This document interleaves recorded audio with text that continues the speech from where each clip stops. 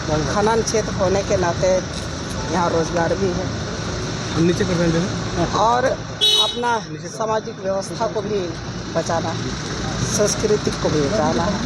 और अपने आप को भी बचना है। ये सारा विषय को लेकर के जनता का प्यार से उन बातों को रखने का काम करना है। मैडम, इस क्षेत्र का सबसे बड़ी समस्या पड़ा है ना, निश्चित रूप से। और ऐसा नहीं कि यही जिला ही है या इस राज्य है, अनेक राज्यों से लोग अपने रोजगार के लिए, जैसा हमारे झारखंड में भी लोग आए, तो इसी तरह से वो रोजगार के लिए लोग अनेक जगह जाते हैं। लेकिन हमारी जो सरकार ने यह प्रयास किया है कि स्थानीय आदमियों को निजी कंपनी में 75% लोगों को रोजगार देने का जो निर्णय लिया है, और जैसा अभी पलायन की बात करते हैं, इस पलायन को हम लोग रखने का प्रयास करेंगे। इसलिए इस तरह मैडम, आपके क्षेत्र में 5 वर्षों से चलते रहा है और हम लोग ने प्रशासन ने ही आपका मैनेजमेंट को भी कहा है कि इस तरह से लाल पानी जो जहाँ हमारे जो लोग प्रभावित हो उनको आप शुद्ध पानी देने का काम करेंगे। और कई जगह पर सेल मैनेजमेंट की ओर से भी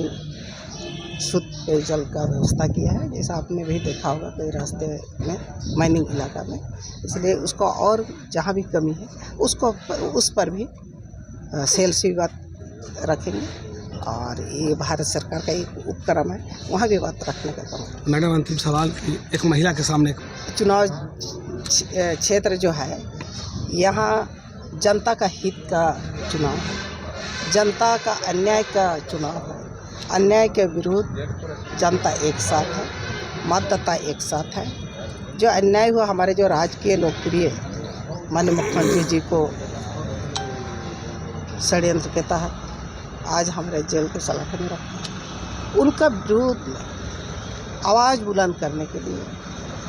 उन बातों को हमारे नेता तक पहुंचने के लिए, उनको ताकत देने के लिए इस चुनाव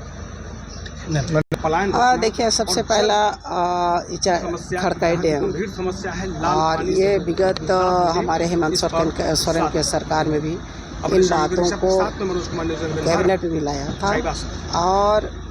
उस कार्य को भी रोकने का काम किया था। लेकिन ये भारत सरकार का परियोजना है और जनता उन बातों को वहाँ तक पहुँचाने का अवसर देती है, तो निश्चित रूप से उस बात को, उन विषय को सदन में रखने का काम करूँगी और उन विषय को किस तरह से हल होगा, उनको किस तरह से डूब क्षेत्र से बचाने का कार्य होगा, उस पर बात रखेंगे। आज भी उस डूबी क्षेत्र की जनता काफ़ी त्राहिमाम है, चाहे वो उस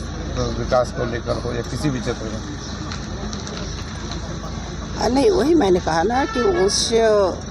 उनकी बातों को वहाँ तक पहुँचाने के लिए यहाँ इस संसदीय क्षेत्र एक जनता